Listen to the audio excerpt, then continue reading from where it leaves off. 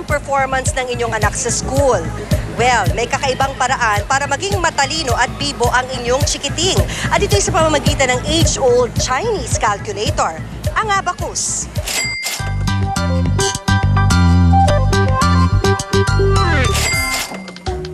Bago pa man ipanganak si Jesus Christ, gamit na ng mga Chinese ang abacus sa pagkalkula o pagbilang. Libong taon na ang lumipas, reliable pa rin ang abacus.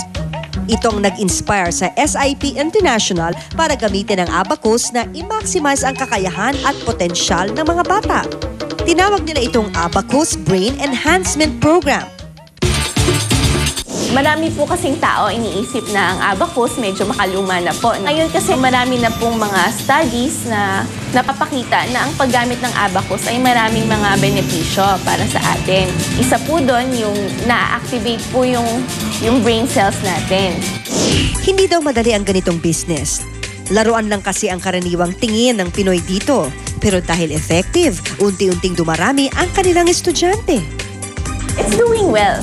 Sa una po medyo mahirap kasi hindi po alam ng mga magulang kung ano talaga to. So kailangan po ipaliwanag sa kanila kung para saan to.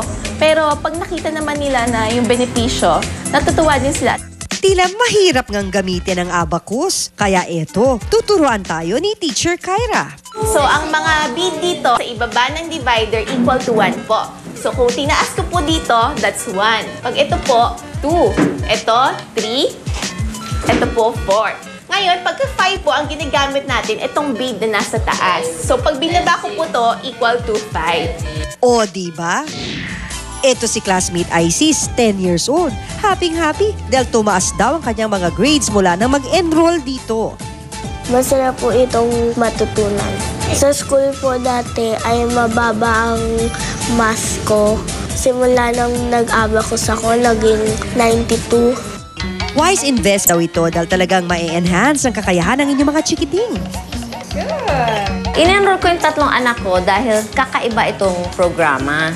Kasi karamihan sa school, mostly the left hemisphere of the brain ang nagagamit. Eh dito, both the right and the left hemisphere of the brain nagagamit. Funching ang style ng pagtuturo.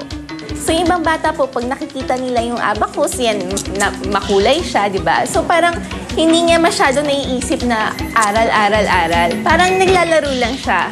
Yun. So masaya. Rewarding and very fulfilling daw ang ganitong business.